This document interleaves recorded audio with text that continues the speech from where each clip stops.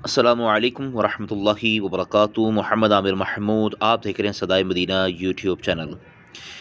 आज अमीर तहरीक लब्बैक पाकिस्तान के अमीर इल्लामा हाफिज़ साद हुसैन रज़वी दामत बरकातुहुमुल आलिया आज शहीद नमूस रिसालत मोहम्मद जवेद असलम के घर आमद के मौके पर क़ायद मिल्लत इस्लामिया के इस्तकबाल के लिए हज़ारों कारकुनान और स्कूल और कॉलेज के तालिबात का जम गफ़ीर नौजवान क़ायद मिल्लत इस्लामिया की एक झलक देखने के लिए बेताब।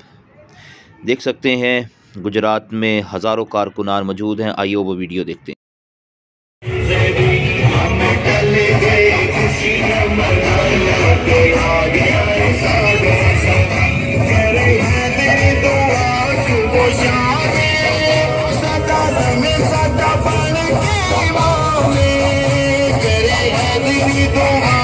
Go